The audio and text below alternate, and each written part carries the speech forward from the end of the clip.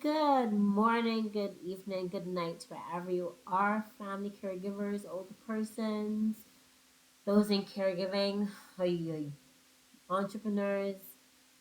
Welcome back to Lana's Little Things with me, Dr. Lana, specialist gerontologist and family caregiver, talking all things on living agelessly, family caregiving, as you said, entrepreneurship, life itself.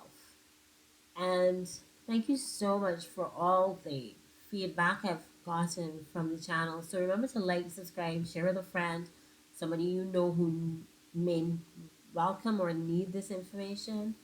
Because this whole channel is just for us to talk about the challenges, joys, frustrations of family caregiving, and also in my specialty to older persons that aging is a process, not a disease, and therefore should be faced as such and live life accordingly.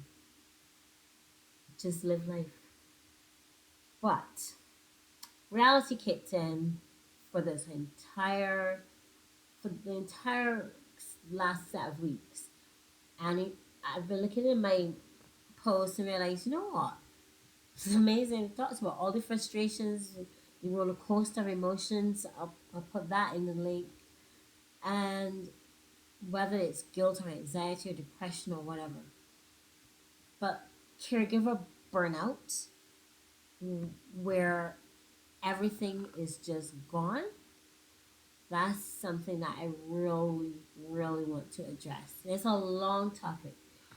It tugs at my heartstrings because personally, haven't had burnout, not necessarily for family caregiving, but burnout as professional and seeing the burnout in family caregivers and hearing and getting so many calls from persons in family caregiving, just not even knowing where to go next. Even though there may be resources, they just feel like, okay, I've had enough. I can't do anymore. And I just don't know what to do. I can't change. The situation's not changing. There's nothing I can do. And I don't know what to do about how I feel. So let's talk about caregiving burnout. It's going to be a little while, but and we can't cover all the topics. So I'm inviting you to email me at lana@lananmd.com. I'll leave that in below. Or join on my channel, Lana's Little Things, where we can talk some more about it. You can actually reach me for a free Zoom session if you want to. And it is just overwhelming because believe me, there are things that can help, but you need to understand your feelings first.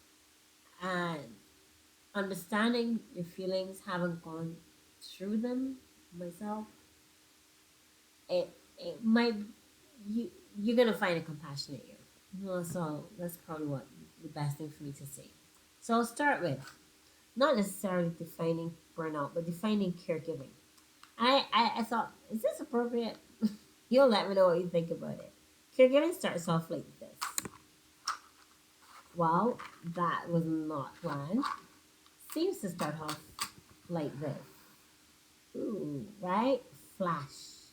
Sudden jolt may take you into family caregiving. And you do it, and you do it, and you do it, and you do it, and you continue. And you think, oh, maybe it might change. We'll get better. You see what happens?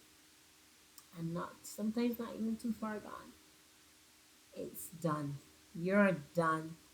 You feel done with this.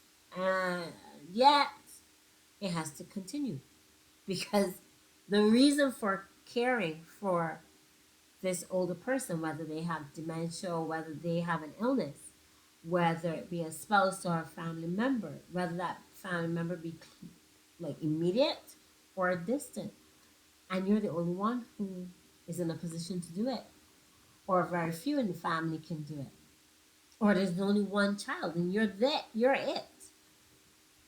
If it's a spouse, well, you're it. And there are very few times that you feel that you can call on others, or you may not have a facility to call on others. Who are the others, you wonder? So every single day, the challenges cooking, cleaning, taking care of finances, transportation, dealing with medication if necessary, dealing with the emotions that are coming from the person who is ill or who has dementia, or you yourself when you're feeling like this. That's gone on for days, for weeks, for months, and it might be going into a year or 2 or 3 years. And yet you've been doing and doing and wondering what is going to happen next. You're living literally on fumes. Literally. All the spark and initial energy you would have had and plans to get this done and that with a view to maybe this will end or soon or in some way, or we'll get closure, or we'll figure it out, or you'll get help, or it won't be so bad. Although it won't be so bad,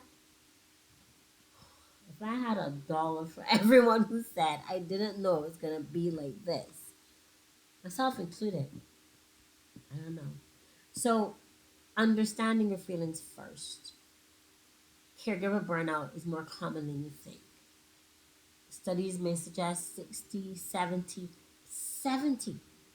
of caregivers are experiencing burnout, or will experience burnout, or have had the burn down from burnout and had to take time to recover.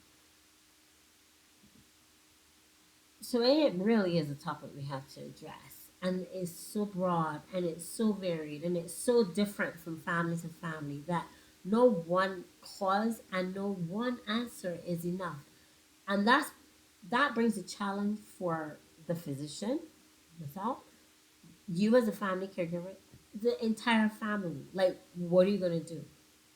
You what are you gonna do next? How do you deal with it? So, again, let's let's talk about the technical definition of it, and then some of the signs and the symptoms of it, and can is this you? So, if I was just go definitions from Cleveland Clinic, it's a state of physical, emotional, and mental exhaustion. Did you see that burnt out match? Precisely how you're feeling. Physically, emotionally, mentally. Because you are dedicating time and energy. Time you can't regain. And energy that you're just like spending day after day after day after day after day after hour after hour after to manage the person you're taking care of with their health, with their safety, with their needs, while yours are continually getting neglected. Continually. That's what it is. What does it lead to? What are some of the signs and the symptoms of it? To know this is more than just, I'm tired. This is more than just, oh, what a bad day. This is serious. And it can actually lead to thoughts of self harm, which I urge you, if you are feeling that distressed, please seek help. Seek hotlines somewhere. Call, urgently call a friend. Go to a doctor. Seek help. So let's talk about some of the signs and the symptoms. That's just feeling exhausted, not just tired. You can't sleep. You go to bed and your eyes are staring at the ceiling. You can't get to sleep. If you do get to sleep, it is not for long. If you and when you wake up, you might be even more tired than when you went to sleep. You're just stressed all the time. You lost your appetite. You don't want to talk to anybody. You're just going and just doing and doing and doing things simply because they have to be done. It's a drain on you financially. It's a drain on you psychologically. It's just a drain. You again because you don't want to talk to anybody or call, or you don't feel as though you're being heard or you're understood because others just like, oh, it can't be that bad because they're not in it, or even if they've seen some of it, they're not in your situation, so they can't exactly know how you feel. you have just run out of steam. Well, you're on steam, fumes, literally. And and that is accompanied, the thing is, by a hopelessness, a helplessness, a feeling as though, well, there's just nothing I can do. The situation isn't changing. You don't want the person to pass away. I mean, that's like the ultimate stop. That's not what you want. You don't want them to go, but you just need a break, and you don't know where you can find one. So you ability to concentrate is gone. You then start to feel sick. You get the flu. You have cramps. You just toilet habits change. You're just not feeling good at all. Then, not to mention, we talked about roller coaster emotions, irritable, frustrated, just ugh, and it just goes on and on and on and on and on. That is the danger. That is what 70% of people can be feeling. And are there resources? Everybody can say yes. But are there really resources for you personally? Can you find someone to talk, to call, to help? Is there anything at all practical? If you're feeling like this, you've you've neglected yourself probably for so long, you don't even know how you're feeling. Why does this happen? Why? Well, sometimes you just thrust into caregiving and you're scrambling. You don't know, well, how did this incident happen? How did this illness happen? And you just have to go with the flow. Just go every day. This has to be dealt with. The person may have fractured a limb. They may have gotten a sudden illness. They may have had to be hospitalized and coming back home. You have to change up the entire house. You have to maybe change or talk to your manager or change your job altogether when you quickly step into it. So that role just comes, ugh. And then if there are more than two, three, four family members, whose role is to do what? Who can move? Can the person move to you? Can you move to the person? Like, what's gonna happen next? That's that alone is stressful. How are you gonna have any sort of clarity on that? Wasn't another reason is you would have, again, we talked about the expectation. You thought, oh, well, this is not going to be too bad. And then person with dementia has things to say, or they may have hallucinations, or they're delirious, or they're talking all day and all night and not letting, and you have no way of sleeping. Or the person who's ill has to have medication at certain times of the day and night and early morning. When are you going to get to sleep? If it's just, especially if it's just you, or if you're the main family caregiver or the main caregiver, then you would have expected, oh, it'll pass. It won't be too bad, and it's not passing, and it is getting bad. And you really thought, oh, I can do this. I can change. This can change. Let's just smile and go with it. That don't work. That does not work some days, especially when you've just on fumes. Again, the lack of control. Again, you have too much to do.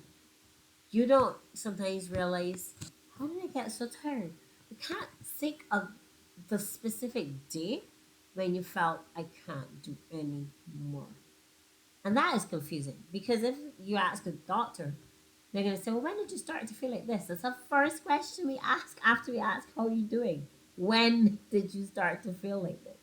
And you might have no clue. Could be years, could be months, could be days. You haven't got a clue. So, where do you start? How do you explain it? Where is your support system? Do you have one? That long term effect can imagine that's going to lead to you being unhealthy, you being, you, we said, getting sick, but also it can lead to just something called compassion fatigue, which is a completely different thing. We'll talk about that some other time. But it can sadly lead to where you've burned your care organs, so to speak, and you just don't have the energy to care, to take the feelings on, to take the emotions on anymore. And then people say, "Oh, you just got hard. Oh, you're so you're just doing the things. You're not involved anymore. You just don't care."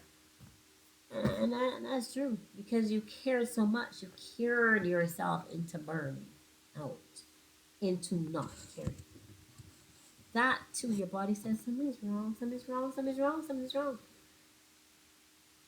High blood pressure, diabetes, high cholesterol, obesity, or weight loss. Some studies might suggest that if you were you, autoimmune diseases might come up. There's always that. Is it or isn't it that it can contribute to the speed at, if you have a cancer that was developing, you weren't aware that comes up. All sorts of things can happen and put your life in danger now. So it sounds as much as it is, and if you are in burnout, you know how you are feeling, you know what this is about. But let's talk about resources. We said the resources. We just talked about all the things that are going wrong, and you have no idea what to do. What can you do? Well, first thing is that talk to a healthcare provider, uh, someone who is compassionate, who understands, and who is not probably just going to give you something for anxiety, a pill. If you find that that's happening, you need to seek another professional. Or you may not need a doctor specifically. Everything might be normal, but I would suggest you get your blood pressure and your blood sugar and your cholesterol checked and your overall health first. And then, if need be, speak to a psychologist, necessary, or a psychiatrist, depends on what the doctor thinks what you needed. This is not about medication because we said there's no one pill. If we could find the pill, trust me, we would have it to give you. We would have it to take ourselves. There ain't no burnout pill. There's no one burnout pill. Always start with prayer. I am a firm believer that prayer works, even if it's to calm you, to give you some sense of hope. Make time for self care. Now, self care sounds like, oh, you just putting your feet up, relaxing. Somebody will take over the duties for a day. No, and then you're lazy. That's not the point, because you've 24-hour care is for a machine. You're not a machine, human being at the end of the day. A human being with feelings, with expectations, with emotions, with your own life to live. So you've got to fill your cup up. You've got to. And saying no as a complete sentence has got to be like your mantra. No. Somebody else has got to step in here. Somebody else has got to help me out. Somebody in the family, or we got to find a way. If we have to hire somebody part-time, something's got to work while you go someplace else. If you can't do that, just remember, don't skip meals. Don't skip sleep. Talk about your sleep issues. Find 5 minutes exercise. Meditate.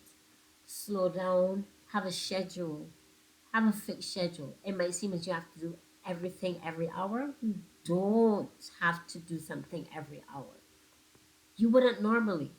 Why would why should you have to be doing something every single hour? No. Take an hour for yourself every day. Just even if it's one in the daytime. So and then make certain to get some sleep at night. You can't do this 24/7. It's not possible. That's when you're in burnout in the first place. But finally, as you said, there are local resources. You'd have to see what local resources you have. They might be few and far between. They may be expensive. Understood. Can you take your loved one to a care place for the day where you don't have to necessarily be in the house in the day? Again, that might be a financial concern because there is something known as caregiver burden. Say responsibility now, but it still feels like a burden sometimes. But look for every single resource that you can find. Anybody at all who might know somebody who knows somebody who knows somebody. You know how that goes? Just seek it. Ask for it. Ask for the help. Talk to somebody you trust, not necessarily the doctor or the psychiatrist, but a friend. We all have at least one good friend, 1, 2 o'clock in the morning friend. And then set your own personal goals. We've spoken about setting your goals personally different times, but this particular one is one of the ways that you can get help for recovering from burnout, because it is not just being tired. It is being at your last legs and you have done it, and there's a little while to recover. If you have a cold, days 1, 2, and 3, you're like, ugh. Days 4 and 5, you're perky but not great. 6 and 7, might take you another week to really get back. If you've been doing this for months or years, do you think it's gonna go away in a day? No. And don't let anyone else guilt you into thinking you just need to just go and lie down. That's not what it's about. It's more than that. It's you needing to find a place for space, for grace. So ask some questions you can ask, and to see what resources are available to you, or where can I go? Who can I call? How much does it cost? And then make a plan and have a meeting. Make a plan, not just yourself.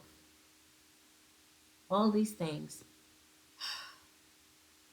may seem like a lot to do, but 1 hour, 1 minute, one half a minute at a time. This is not for the. This is not a journey that is a short thing. This is can be a long time. If it is dementia and the person is much older, it can feel like the longest goodbye in the world. But you still have to have space for yourself. So I hope this is helpful. I trust that if you are feeling burnout, you've identified if you're having any of those symptoms, and that you seek help. Ask for help. Share this with a friend. Tell anybody you know about what they can do. Or if somebody tells you that they're feeling like this, suggest to them what they can do, or work with them, or be that friend, that 2 o'clock in the morning friend.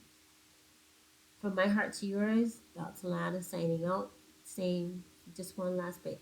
Caregiving is joy, brings joy.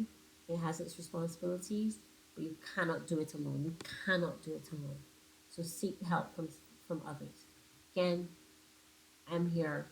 Someone else will be there on the other line to help. Remember to like, subscribe, press the notification bell, and just take it one day at a time. One day at a time. Bye.